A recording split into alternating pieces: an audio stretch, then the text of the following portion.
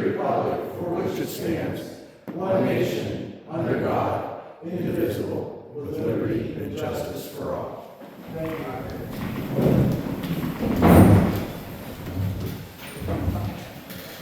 So at this time, we'll open the floor up to public comment.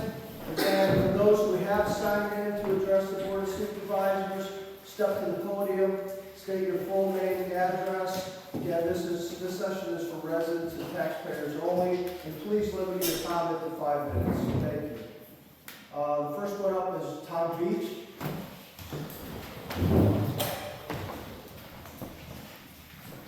Good evening. Good evening. I hope I get this covered in 5 minutes. I've got a lot more to say than I have time. I'm writing in opposition to 2 things. First, the curative amendment proposal. I believe this is ambiguous, and there are several things that are, I think, have little or no forethought being addressed. In no particular order, these are the first 2 things. A multi-family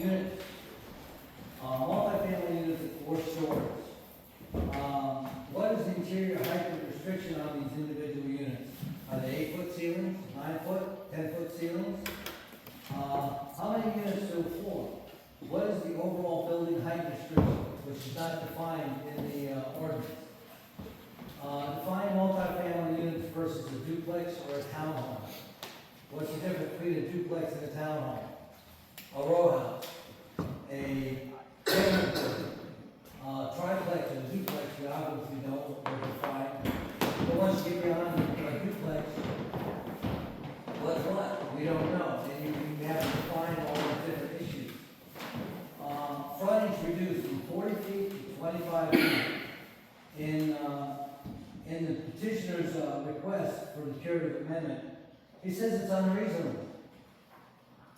But he doesn't say why it's unreasonable. He just states it's unreasonable. And I thought, why? And I thought, well, maybe he's right. Maybe 40-foot frontage is unreasonable. I think it should be 50 feet instead of 25. Because in his petition, he's referring to a 20-foot wide lot. How are you going to park 2 cars side by side in a 20-foot wide lot?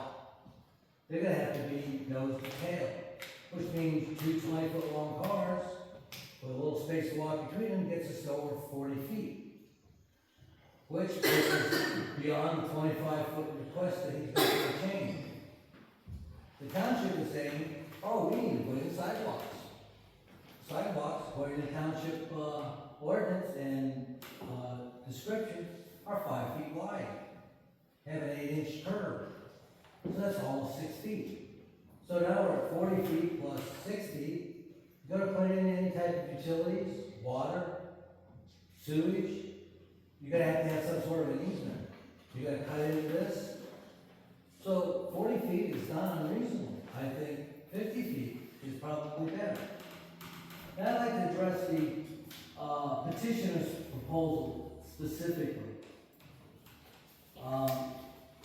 Obviously, he didn't get what he wanted when he asked for a variance for his property.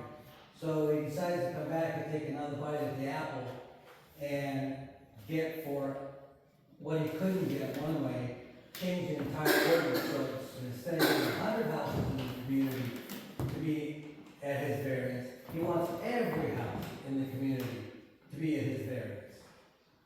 Let's look at number 1. Number 2, all right, we'll stipulate. He owns property in the area.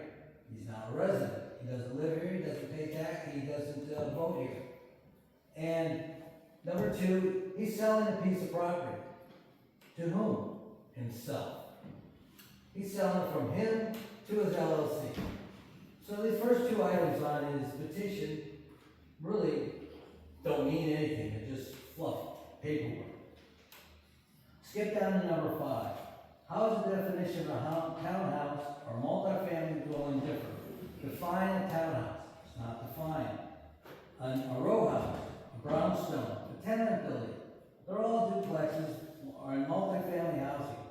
According to Architectural Column News, November 27, 2023 article, what is a townhouse?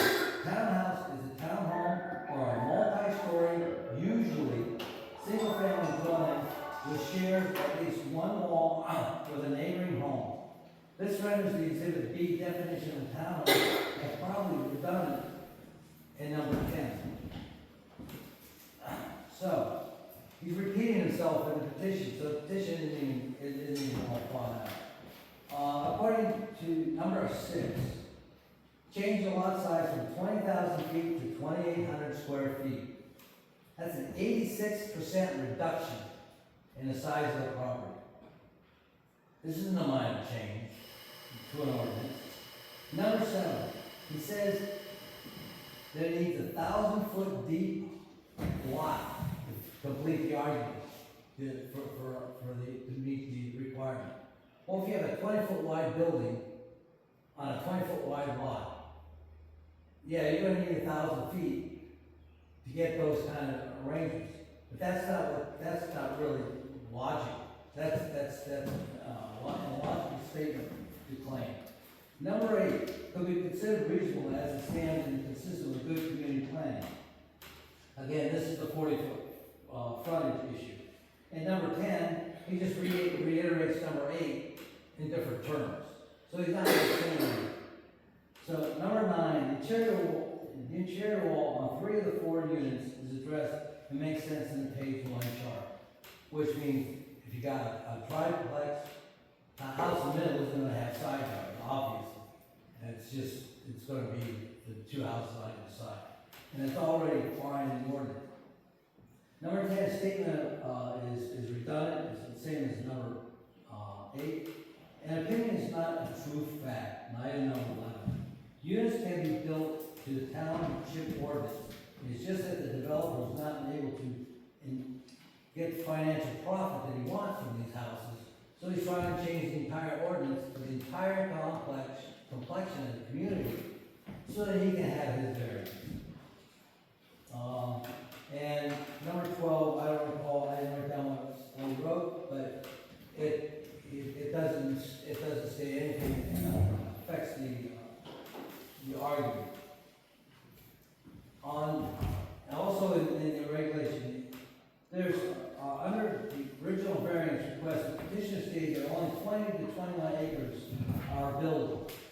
3 of the units per acre are only 63 units to be built. If we put 3 units to an acre. 3 and 1 minute left. Well, okay, then we'll go on to the amendment to the junkyard ordinance. Why is it that you can only store 10 gallons of fuel above ground at a junkyard? I'll bet most of us have more than 10 gallons of fuel stored above ground in our houses. If I got a lawnmower and I have anything of that nature, that's kind of being restricted. Why is it that a junkyard can only perk only one junkyard in the township? Am I restricted only in one barber shop? Am I restricted only in one restaurant? Am I restricted only in one gas station? But yeah, if it's a junkyard, I can only have one. It looks to me as though there's some sort of targeted enforcement that's not being equally addressed across all issues. And Sir, if you could wrap up. fine. To wrap it up, the township also says that it needs to have the fuel containers meet township requirements. Township doesn't state what those requirements are. Are they EPA requirements? Doesn't say. But it says whatever the township decides. So this ordinance is poorly written. The other ordinance, the curative amendment, is poorly thought out, and both of these should be rejected out of hand, and we should be moving on to more important things for the community. Thank you. Thank you. Next up, we have Patty Dunlop.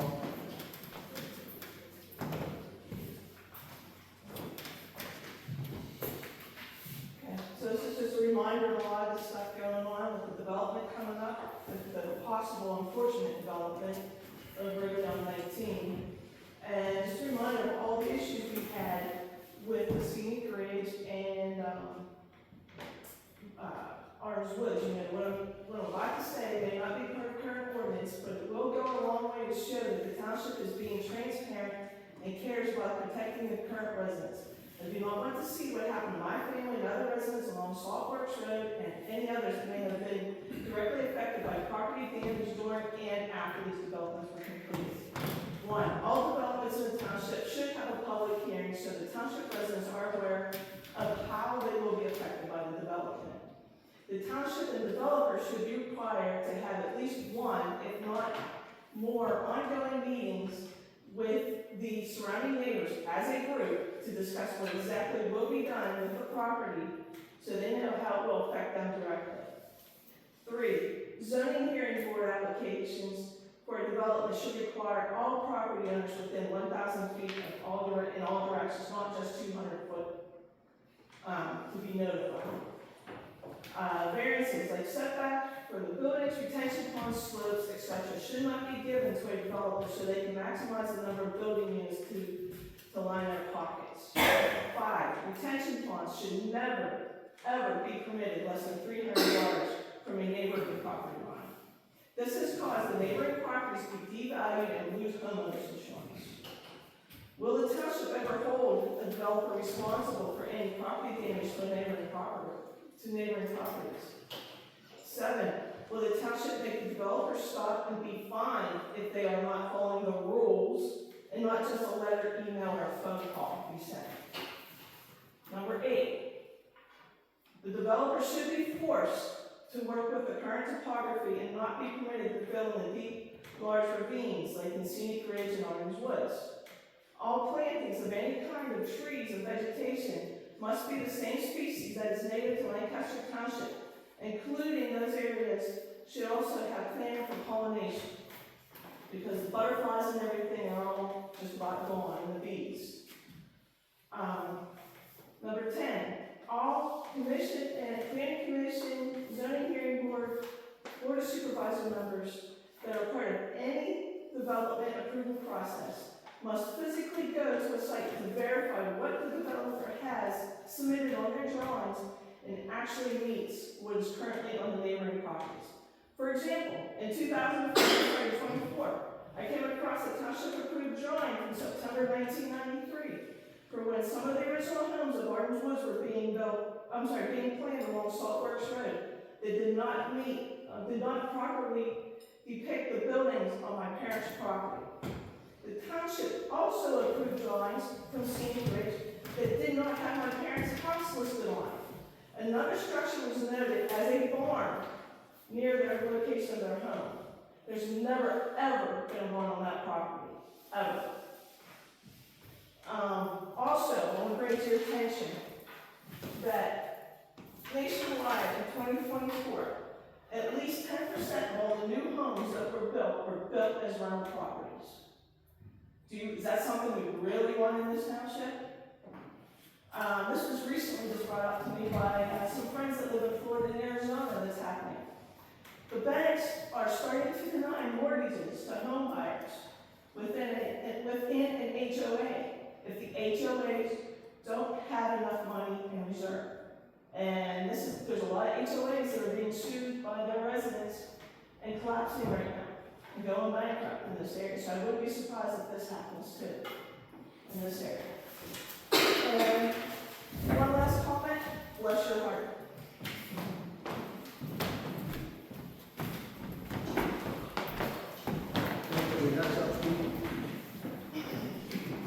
I only have 2 things tonight. We started working on the new computer system for the township webpage back in August when we passed it. It is now June. It's still not complete. When is it going to be finally finished? We're still correcting broken links. We did a lot of work this weekend. I don't know if you were on there today. There's still a lot of broken links that we're correcting. Yeah, if you go to the site, it sends you to another site, and there's nothing there. Right. Okay. Second thing is the white picket fence or the white fence in front of the police station. Did the township pay for that? No, Okay. no, and they won't pay for the plantings either. Okay, good. Thank you. Next up, Matt Phillips. Good evening, everybody. Keep this nice and short. My name is Matt Phillips. I'm at 607 Perry Highway, right up the road here. First, I just wanted to compliment you guys on the beautification at the Four Springs Park. The new fence, the trees, the bushes, all look great there. And I wanted to ask a question of, I know last year it was great received that you guys started mowing a nice diagonal path from the church to cemetery that gave us permission to walk through there down into the park to make it pedestrian accessible from within the village. And we've noticed recently that's been not mowed anymore, so I wanted to bring up the question of if that is a ongoing decision or if that's going to be changed at any point. And then the second question was, I know you guys have had the ongoing survey about different additions to that park and ideas, so I was just curious if there was any update on any of those or anything that is soon to come or anything like that. That's all. Matt, I'll share with you, and I believe I did this when I talked to you both in person, that the church has asked that we do not encourage people to walk through the cemetery to the park via that path. The church? The church actually called me, yes. So that has happened, so that's why we haven't mowed that. And there's also, we're looking at ways to make it more user-friendly for the people that live in the neighborhood so they don't have to get in a car to drive to the park, especially for you that walks across the street. But at present, the church has asked that we do not encourage anyone to walk through the cemetery. Okay. So I just needed to share that. As far as the updates on the, we're having an event on July 26th in the park, and we're hoping to get a lot of public input at that point, and then we're going to move ahead on a formal plan for the park, and we'll present after we get some more feedback. We haven't had much today. Cool. Thank you. Okay, moving on to the agenda, we'll move on to item 3, consent agenda. Move to approve the minutes from the May 27, 2025 Board of Supervisors meeting. Those meeting minutes have been circulated. Any questions, comments on those from staff or you, Rich? No. I make a motion to approve the minutes for May 27th, 2025 Board of Supervisors. I second that motion. All in favor say aye. Aye. Aye. Motion carries. Move to approve the bills to be paid from May 10th, 2025 to June 10th, 2025, totaling $91,314.87.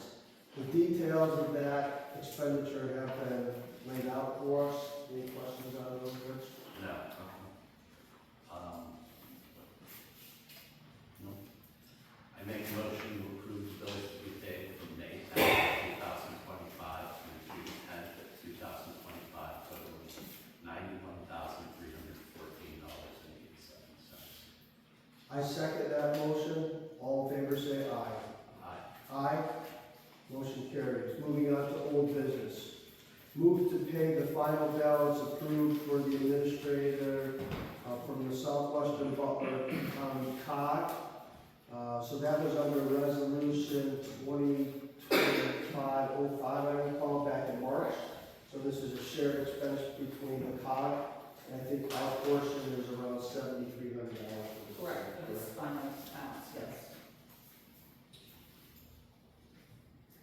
I make a motion to pay the final balance approved for the administrator of the Southwestern Butler COG. I second that motion. All in favor say aye. Aye. Aye. Motion carries. Move to approve the sale of 2 police cars placed on municipal bid.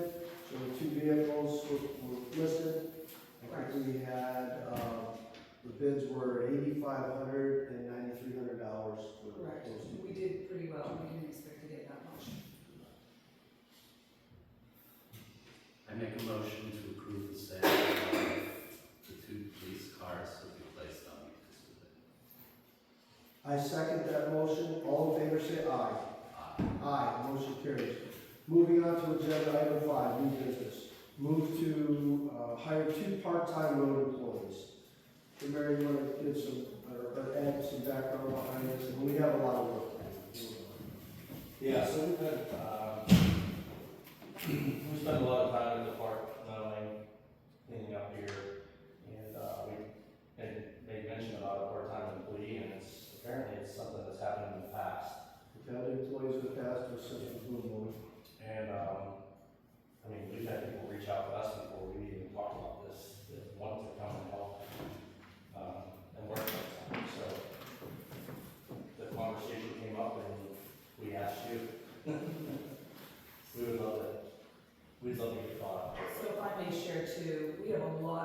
projects that we're trying to complete in-house. We've got a strong team that works well together. We have the burn work on Whitestown that we have to finish. A lot of stormwater repair, a lot of things that we need to get done, and the time spent mowing in the park really detracts from that.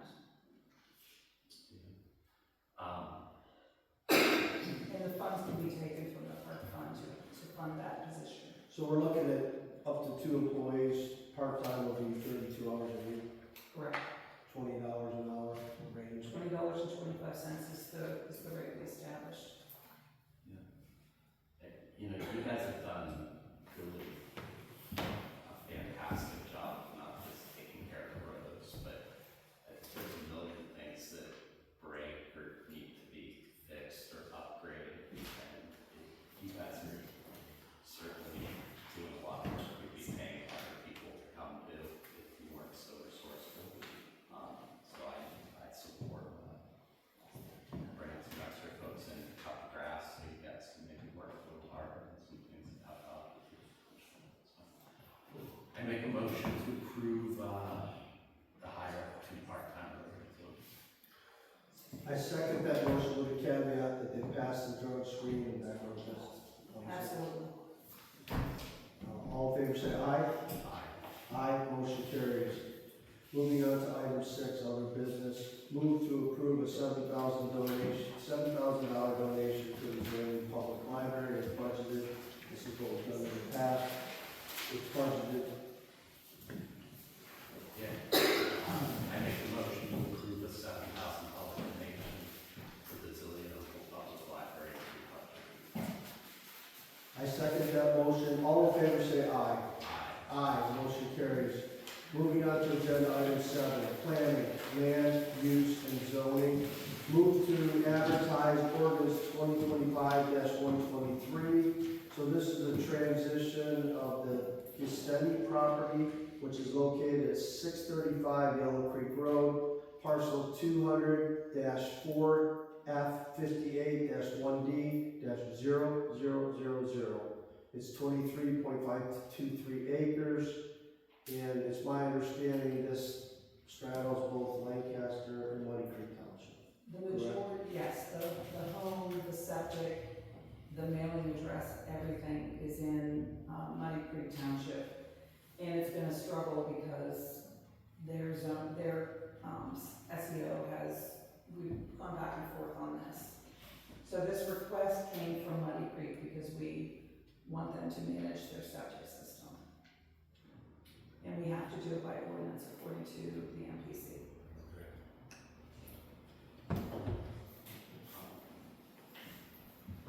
Anything from your side, Tom?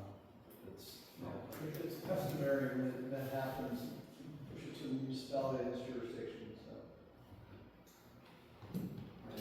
I make a motion to advertise ordinance 2025-123, which involves the transition of the GC property at 635 Creek Road.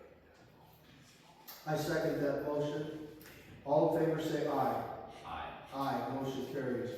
Move to approve ordinance 2025-122. So this is updating ordinance 10 for the junkyard. And essentially, all we're doing here is removing the fee for the junkyard. We have not changed any part of the ordinance. We have made no changes. It was, what, 1963? Yeah, 1963, that ordinance was enacted. Right. When was it enacted? When I was supervisor, the junkyard fee was part of the annual fee schedule. Danny will tell you the same thing. It was always part of the fee schedule. I don't know how you're coming up with this. Mr. Meyer, I appreciate your input, but it may have been part of the fee schedule. It was, but unfortunately, they also put the fee into the ordinance, and we had to remove that from the ordinance because the ordinance takes precedent over our fee schedule. So we had to remove it. That is the reason this is on the agenda. And look, we talked about this 3 times. We have. Yes, And we had a meeting before that. correct. I make a motion to approve ordinance 2025-122, updating I second that motion. All in favor say aye. Aye. Aye, motion carries. Move to approve resolution 2025-09, curing ordinance 89, section 300-20E10.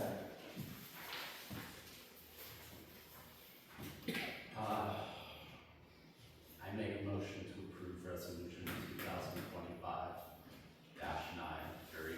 curing ordinance 89, section 300-20E10. I second that motion. All in favor say aye. Aye. Aye, motion carries. Building permits. Permits issued in May of this year were 17. Year to date, we're at 55.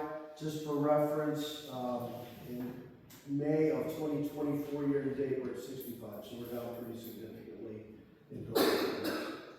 Moving on to staff reports. Attorney report. John, anything to No report. Okay. Manager's report, Mary. Yes, I do. We had multiple incidents with the police this weekend.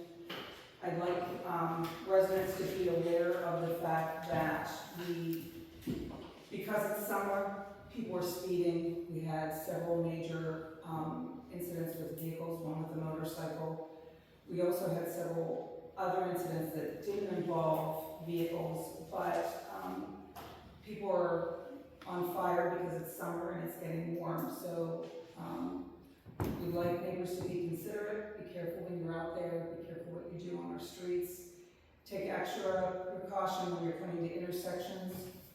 If you note that there is an issue with sight lines, please contact the township if there's anything that we can do about it.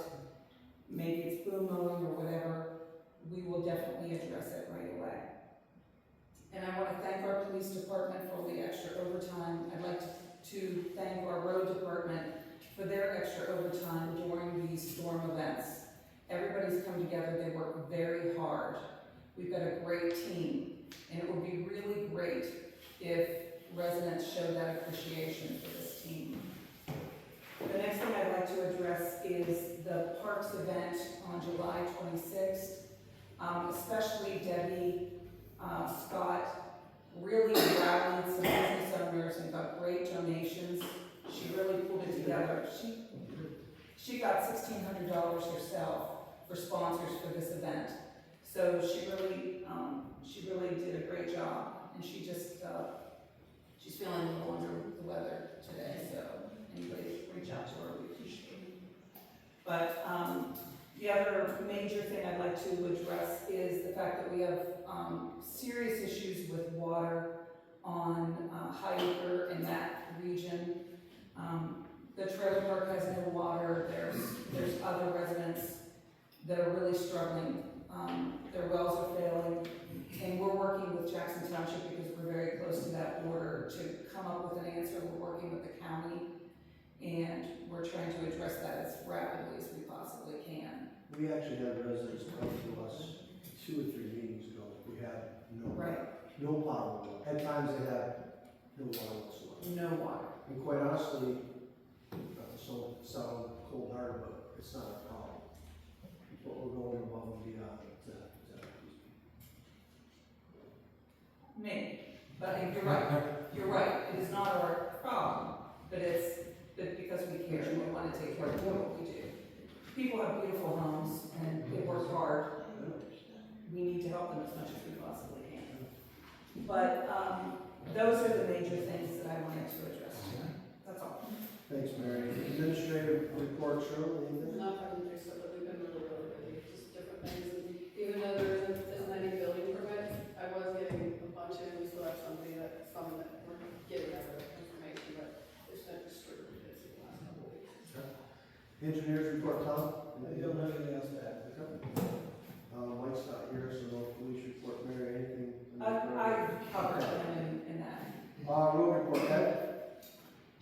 We did some boom mowing, and the residents here are very, very compassionate to the road crew compared to where I came from, so thank you. Zoning, anything? Nothing at this time. All right. We have no executive session, so Make a motion to adjourn the meeting. Second. All in favor, say aye. Aye. Motion carried. Thank you for coming, Mr.